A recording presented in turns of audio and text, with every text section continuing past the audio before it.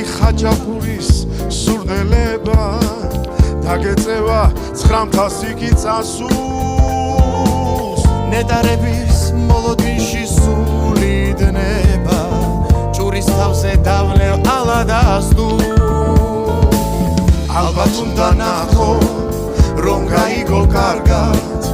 იმერული ბურმარილის ფასი ამ ცხოვრებას ვერასოდეს და